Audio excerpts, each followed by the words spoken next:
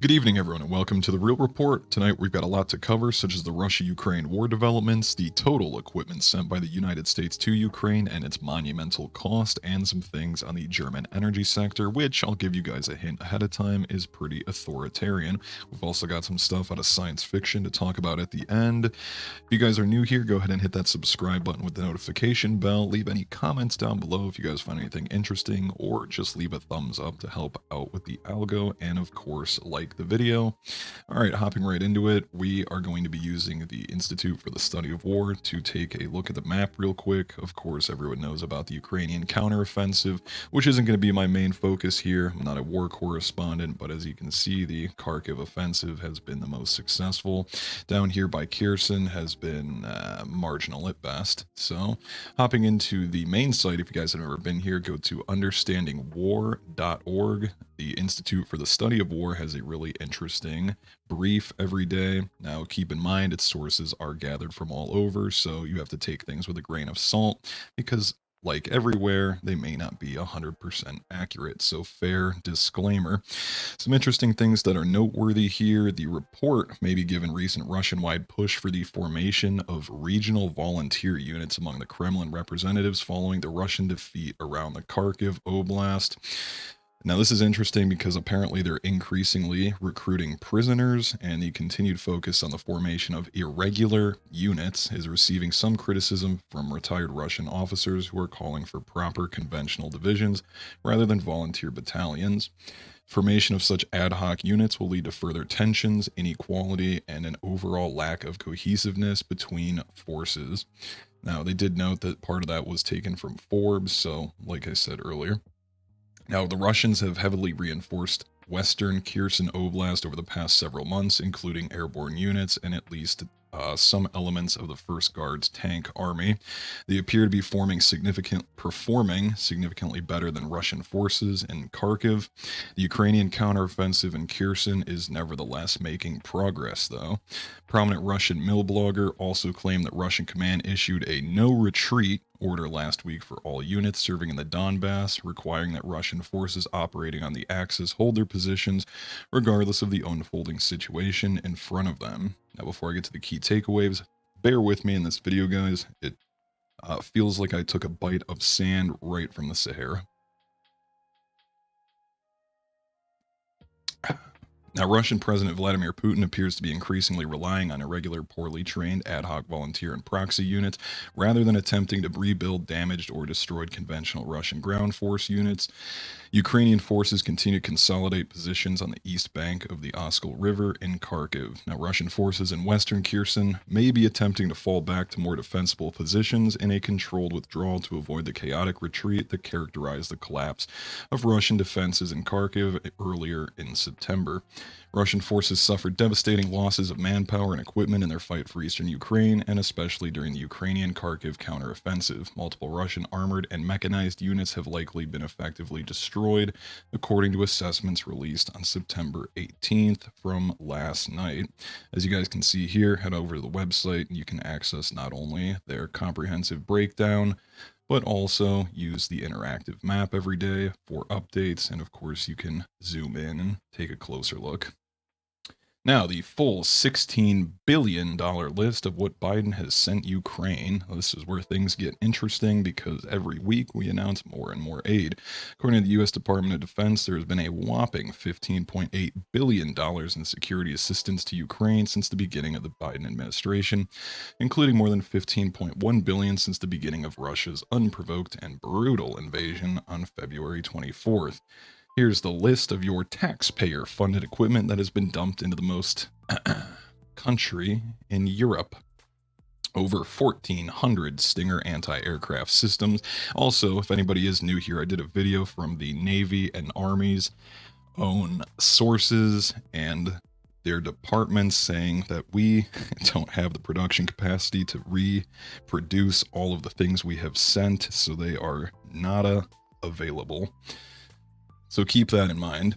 Over 8,500 Javelin anti-armor systems, 32,000 other anti-armor systems, 700 switchable tactical unmanned aerial systems, 126 155 millimeter howitzers, and up to 806 1,000 155mm artillery rounds, 2,000 precision-guided 155mm artillery rounds, 20 105mm howitzers, and 180,000 105mm artillery rounds, 126 tactical vehicles, 22 tactical vehicles to recover equipment, 16 HIMARS, 20 120mm mortar systems, and 85,000 rounds of 120mm mortars, 1,500 tube-launched optically tracked wire-guided aka TOW missiles, 4 command post vehicles, 8 National Advanced Surface-to-Air Missile Systems NASAMS and munitions,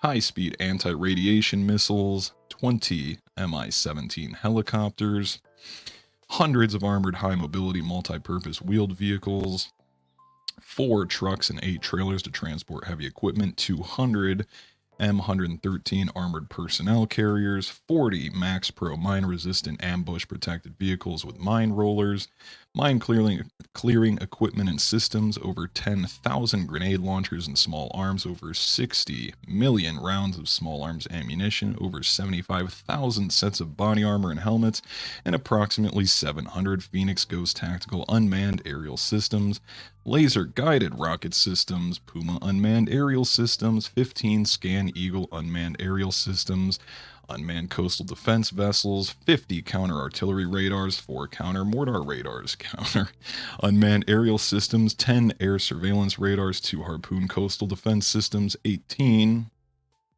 patrol boats, M18A1 Claymore anti-personnel munitions, C4 tactical secure communication systems, thousands of night vision devices, commercial satellite imagery services, explosive ordnance disposal protective gear, chemical biological radio, and nuclear protective equipment, 100 armored medical treatment vehicles, medical supplies, electronic jamming equipment, field equipment, cold weather gear, spare parts, funding for training, maintenance, and sustainment. That's a lot of stuff, and just like in Afghanistan, there's no mention of what happens to all this stuff after the war is over, assuming any of it still exists. Not to mention, even CBC was talking about the black market in Europe is full of equipment that we have sent to Ukraine. And the reason I read all of this out, like I said, a lot of it is not replaceable. This is all coming out of our now depleted stockpiles. It's just, and to give you an idea of what it really takes to fight a proxy war, and that's probably, I'm guessing, half of what we've actually sent. I'm sure not everything has been listed publicly. Now, why isn't Russia blocking GPS in Ukraine? Well, it may be holding back on jamming to keep some capability in reserve for a possible NATO conflict. We talked about this last week. And a high-powered jammer is the radio equivalent of a lighthouse, making it a very visible target. Apologies. Some Russian forces may even be using GPS instead of their GLONASS, their own equivalent but less reliable technology. Britain's Defense Minister Ben Wallace said that some Russian pilots are apparently taping commercial GPS receivers to their instrument panels, and the Kremlin may have decided to limit jamming to avoid disrupting its own forces. I'm just trying to picture someone in a 40-year-old jet with a duct-taped GPS. That's a little challenging. U.S. weighs escalation risks as Ukraine asks for longer-range missiles. Now, this is going to be one of the big breaking points because Putin has said that is absolutely 100% the red line in the sand. If we send them that, we are directly involved in a conflict. And speaking of the 15 plus billion plus that we're going to continue to send them, U.S. projected federal debt in 2026 is going to be $41 trillion. U.S. projected GDP is only $28 trillion.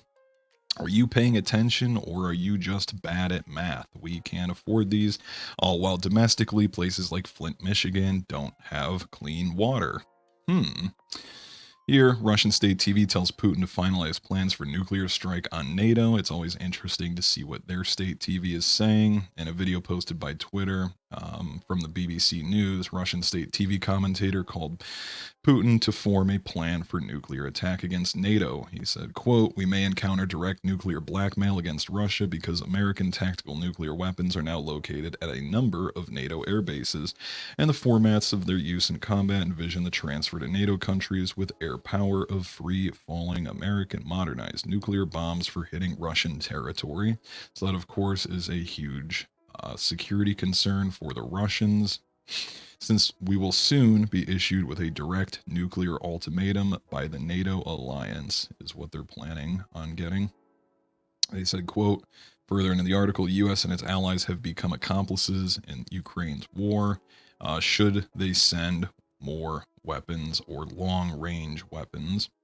If Washington decides to supply Kiev with longer range missiles, it will cross the red line and become a direct party to the conflict.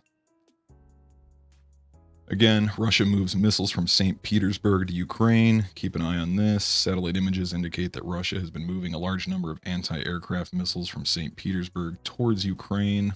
So keep an eye on that development as well as they get close to, here on the map, Gulf of Finland and Estonia. With a grin, Putin warns Ukraine the war can get more serious. We talked about this as well last week, that they're still using the small operation, or the special military operation, the SMO, with the original 190,000 troops, PMCs from Wagner and Chechen mercenaries, and they have over 1 million more troops if they decide to declare a formal war, which will bring Belarus into the fold as well. Putin tells allies that he's in no hurry in Ukraine, warns of more serious action to come. So, just more developments. Again, he says Putin said Russia was not fighting with a full army, but only contract soldiers, and said the main goal of the campaign remained the liberation of the entire territory of Donbass.